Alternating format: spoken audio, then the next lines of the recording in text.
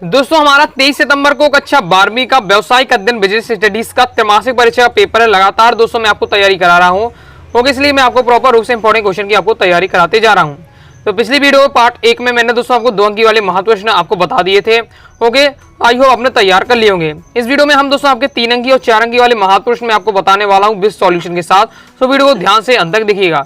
चलिए स्टार्ट कर लेते हैं। जो क्वेश्चन आपको तैयार करना है मैं क्रम से आपको बताते जाऊंगा, तो देख लेते हैं। सबसे पहले आपको तैयार कर लेना, देखिए मैं आपको सबसे सीधे लॉन्ग बता रहा हूं जिसमें आपके 3 नंबर और 4 नंबर वाले रहेंगे, ओके, कवर रहेंगे। तो आपको याद कर लेना, 3 नंबर में या तो 3 में बताइए, 4 नंबर में 4 में बता दीजिए। तो देख लेते हैं, टेलर के अनुसार वैज्ञानिक प्रबंध के सिद्धांत को समझाइए। इंपॉर्टेंट है आपका, तो आपका दिया हुआ टेलर के अनुसार वैज्ञानिक प्रबंध के सिद्धांत। जैसे आप सिद्धांत में पहला है कार्य संबंधी अनुमान, दूसरा है उत्तम सामग्री की व्यवस्था, तीसरा है अपवाद का सिद्धांत, चौथा है नियोजन का सिद्धांत, कर्मचारियों के वैज्ञानिक चयन का, प्रशिक्षण का सिद्धांत। ये आपका दिया हुआ है टेलर के अनुसार वैज्ञानिक प्रबंध के सिद्धांत हुए, तो आपको इसे तैयार कर लेना है। इसके बाद दोस्तों आपको हेनरी फ्यूल द्वारा प्रतिपादित सिद्धांत को समझाना है। टेलर के सिद्धांत, हेनरी फ्यूल के सिद्धांत बहुत ज्यादा महत्वपूर्ण होंगे। तो आपके हेनरी फ्यूल के सिद्धांत आपके दिए, पहला है विशिष्टीकरण का सिद्धांत, फिर आपका अधिकार एवं दायित्व, आदेश की एकता, कर्मचारियों के पारिश्रमिक का सिद्धांत, समानता का सिद्धांत। तो ये आपके दिए हुए हैं हेनरी फ्यूल द्वारा प्रतिपादित सिद्धांतों के। आगे नेक्स्ट दोस्तों आपको तैयार कर लेना है प्रबंध के सिद्धांतों की विशेषता, बहुत ज्यादा महत्वपूर्ण है। प्रीवियस पेपर में कई बार क्वेश्चन आ चुका है। प्रबंध की दोस्तों आपको क्या है, सिद्धांतों की विशेषताएं पूछी जा रही हैं। प्रबंध की सिद्धांतों की विशेषता आपको ये दी हुई है। पहला है कि आपका सर्वप्रयुक्त है, फिर लुचशीलता है, नेक्स्ट है आपका सापेक्षता है, समान मार्गदर्शन है। आगे देख लेते हैं, नेक्स्ट है समान महत्व और मानवीय व्यवहार पर केंद्रीकरण। तो आपका कंप्लीट हो जाता है।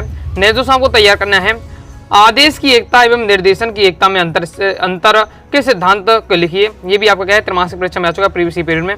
तो आपका यहाँ से आपका इतना सॉल्यूशन आपका पहले आपका ये दिया हुआ, तो इसे आप देख लीजिए, ओके। इसके आगे आपका ये सॉल्यूशन दिया हुआ है, तो इसे आपको अच्छे तरीके से तैयार कर लीजिएगा। समझकर आप तैयार करेंगे तो आपका अच्छे लंबे समय तक आपको याद रहेगा, ओके। आगे देख लेते हैं। आगे दोस्तों आपको नेक्स्ट ये करना है समय अध्ययन और गति अध्ययन में अंतर। ये आपका दिया है समय अध्ययन और गति अध्ययन में अंतर, ओके। तो अंतर के आधार है अध्ययन का समय, अध्ययन के बिंदु, उपकरण का प्रयोग, उद्देश्य। इन पॉइंटों के आधार पर समय अध्ययन और गति अध्ययन को बताया जा रहा है, तो इसे आपको तैयार कर लेना है। आगे देख लेते हैं। आगे दोस्तों आपको नेक्स्ट ये करना है टेलर और फ्यूल के कार्य एक दूसरे के पूरक है, इस कथन को स्पष्ट कीजिए। ये भी बहुत ज्यादा इंपॉर्टेंट है। त्रैमासिक परीक्षा के प्रीवियस पेपर में ये भी क्वेश्चन आ चुका है, ओके, फाइनल एग्जाम में भी आ चुका है आपका, इसलिए आपको अच्छे से तैयार कर लेना। टेलर और फ्यूल के आपके कार्य एक दूसरे के पूरक है, किस प्रकार से इस कथन को आपको बताना है। आगे नेक्स्ट दोस्तों आपको देखना है प्रबंध के सिद्धांतों का महत्व 3 बिंदुओं में समझाइए। 3 नंबर के लिए महत्वपूर्ण है, ओके। ये भी आपका त्रैमासिक परीक्षा में आ चुका है, ओके। प्रबंध के सिद्धांतों के महत्व आपको 3 बताने हैं। तो 3 बिंदुओं में बताने से पहला आपका क्या है, महत्व की कार्य कुशलता की वृद्धि, दूसरा है प्रबंध की कार्यों में सरलता। आगे देख लेते हैं। नेक्स्ट है शोध कार्य में सहायक, चौथा है मानवीय संबंधों की संरचना। तो ये हमारा कंप्लीट हो जाता है। आगे देख लेते हैं। आगे दोस्तों आपको नेक्स्ट ये कर लेना है व्यवसायिक पर्यावरण के संदर्भ में निम्न बिंदुओं को समझाइए। ये इंपॉर्टेंट है, गतिशीलता, अनिश्चितता।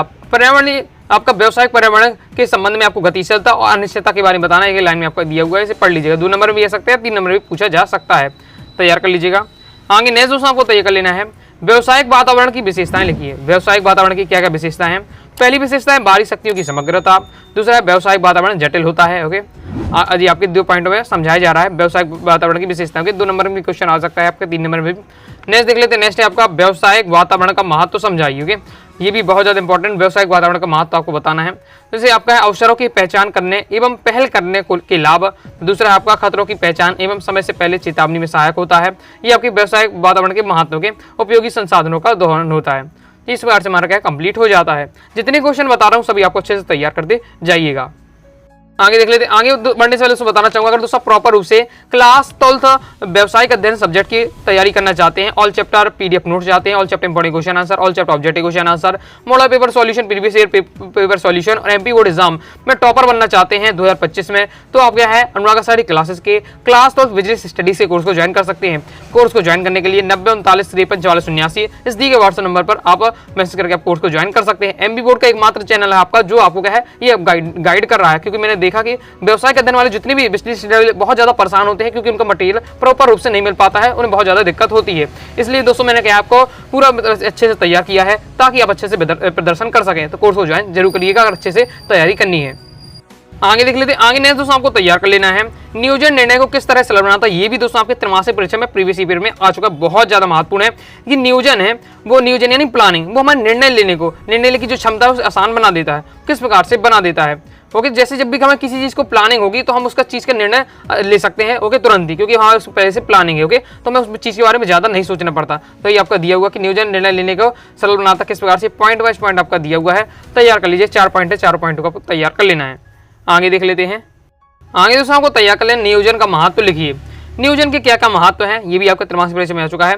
तो लागत में कमी आती है, अगर आप पहले से प्लानिंग कर ली तो लागत में आपकी कमी आ जाएगी। जैसे आपके मकान बना रहे हैं, सपोज मैं आपको समझाता हूँ, अगर आप मकान बना रहे हैं, आपने बिना मैप बनाए और बिना कुछ प्लानिंग किए ऐसे ही बनाना स्टार्ट कर दिए, तो फिर आपको ध्यान आएगा कि ये दीवार जो खड़ी हो गई वो गलत हो गई, इसको इस एरिया में नहीं होना चाहिए, इसको इस एरिया में नहीं होना, फिर आपको दीवार तोड़नी पड़ेगी, दोबारा बनाएंगे तो उसमें ज्यादा खर्च आपका लग जाएगा। ओके, अगर पहले से आपकी प्लानिंग है तो आप एक परफेक्ट एक बार में आपका बन जाएगा। तो ये आपका रहता है नियोजन के फायदे। नियोजन में आपका लगाते तो लागत में आपकी कमी आएगी, समय में कमी होगी, शक्ति आपका बचेगा, संसाधन बचेंगे।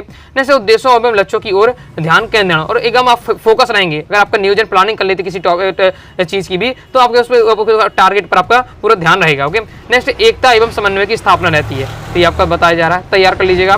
तो पहले तो जब भी आप क्वेश्चन का मैं आपका आंसर का जब याद करें तो हेडिंग याद कर लीजिएगा, हेडिंग याद करिएगा, उसके बारे में फिर अपनी लैंग्वेज में आप लिख सकते हैं 2 से 3 लाइन में। तो चौथा आपका है प्रभावपूर्ण संगठन, कंप्लीट हो जाता है। इसके बाद दोस्तों आपको नेक्स्ट ये करना है नियोजन की प्रक्रिया तो लिखिए। ये भी आपका त्रैमासिक परीक्षा में आ चुका है प्रीवियस ईयर में। नियोजन की प्रक्रिया आपको बतानी है। तो नियोजन की प्रक्रिया निहित आवश्यक कदम निम्नलिखित से है। पहले उद्देश्यों का निर्णय लिया जाता है, फिर क्या है पूर्वानुमान किया जाता है।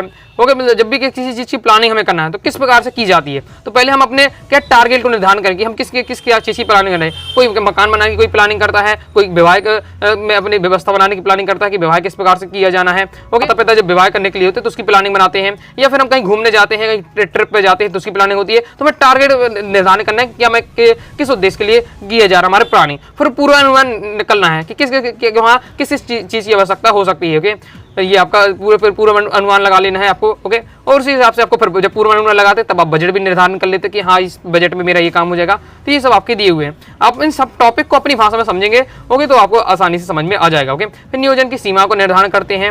ओके, कि प्लानिंग आपको देख सकते हैं कि हमारे इसमें क्या क्या हमारी सीमा के बाहर है। ओके, नेक्स्ट वैकल्पिक कार्य पथों की खोज भी करते हैं एवं उसका क्या है फिर मूल्यांकन भी करते हैं। ये आपका दिया हुआ है, अच्छे से तैयार कर लीजिएगा। आपको लॉन्ग दिया हुआ तो आप अपनी भाषा में अगर समझ लेते हैं शॉर्ट कर सकते हैं। हेडिंग मैंने आपको इसकी याद कर लेना है जो आपकी इसमें प्रॉपर रूप से हेडिंग दी हुई है। ओके, फिर अपनी भाषा में इसको लिख सकते हैं, कंप्लीट हो जाता है।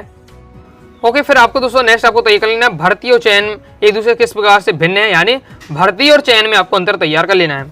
चयन क्या होता है, भर्ती क्या होता है। जैसे हम सुनने में ये शब्द एक जैसे लगते हैं लेकिन अगर थोड़ा सा डिफरेंस है तो आपको डिफरेंस बताना है कि भर्ती और चयन में क्या अंतर होता है। तो ये आपका दिया अर्थ, उद्देश्य, क्रिया, संख्या, स्रोत के आधार पर आपका भर्ती और चयन में अंतर दिया हुआ है, तैयार कर लीजिएगा। आगे देख लेते हैं। आगे नेक्स्ट आपको तय करना है कर्मचारियों की चयन की प्रक्रिया की व्याख्या कीजिए। कर्मचारियों का चयन किस प्रकार से किया जाता है। ओके, सिंपल है कि जब भी कर्मचारी का आपका चयन होता है तो आवेदन पत्र प्राप्त करना।